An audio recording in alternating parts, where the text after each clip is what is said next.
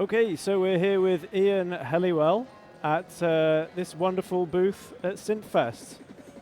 Yeah, what have you brought to Synthfest, Ian? Well, this time I brought two Hellisizers, the Hellitronic Switchertran, which is here, and then the Hellisizer 1000, which was the first Hellisizer that I built. So this is a little bit more advanced than the Hellitron tone generators. So there are two here, joystick-operated machines, so they can be patched into the Hellisizer like this, and operated with a joystick. And they're quite unique enclosures. Well, I do spend a lot of time making the cabinets, often more time making those than actually doing the circuitry inside, because they can require a fair bit of detailed work, drilling and filing and getting the panels to fit and yeah, look in the best way. And plus you have to spend a bit of time laying it all out and deciding where all the components and where the controls are going to go. And these have been used on films that you said, scoring films with them. Yeah, because I was in a group originally. When I started making films, I wanted to have electronic sounds that would work really most effectively with the films. And rock music is nowhere near as flexible, and you don't have the same level of control and malleable kind of sounds. So when I started making films, shooting Super 8 and using found footage as well, these electronic sounds from the Hellitrons were just so fitting. You could really start to get an amalgamation between what you're hearing and seeing, which is particularly appealing for completely abstract films. Great. And what are we seeing on screen here? So on the screen, I thought I'd put a little compilation together. So that's my lab stroke bedroom, where I make the sound, the circuits, build the machines, and also record the soundtracks for the films and put electronic pieces together. So that's a shot of quite a few different ones there. Great. Joystick-operated Hellitrons, and so where does the joystick come from then? You mentioned they come from games controllers, sort of 70s TV tennis games. So they quite often had a joystick. Excellent. And do you know roughly how many you've made?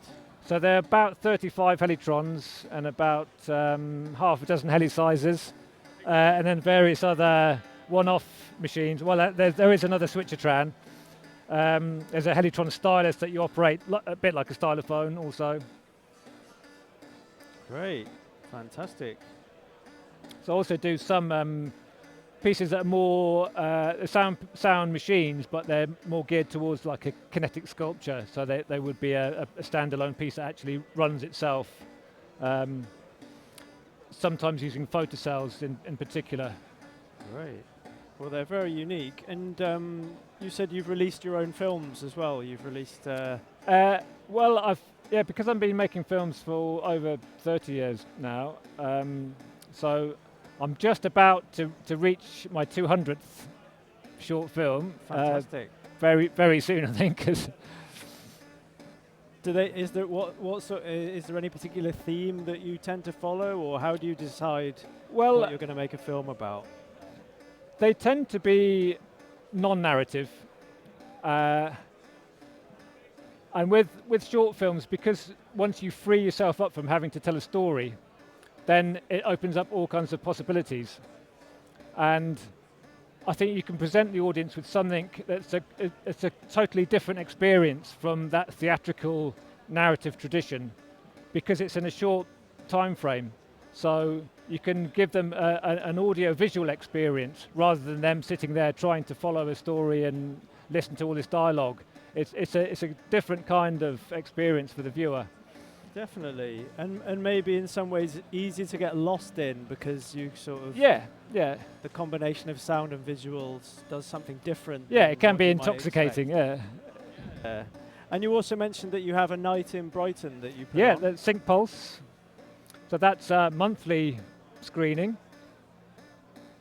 So each time, because a lot of the films are totally obscure and nobody would have heard of them or want to necessarily come to the night on the strength of those titles, so I thought I'm going to have to theme it, and it'd be much more interesting for people to think, yeah, that's light color abstraction. That sounds like a kind of intriguing theme, or op art and pop art, cosmic science. They're the ones that are coming up in the next few months.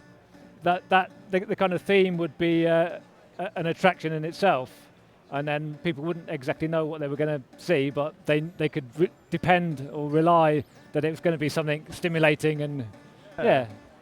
Great. Well, thank you very much for showing us today, Ian. Really appreciate it. Okay.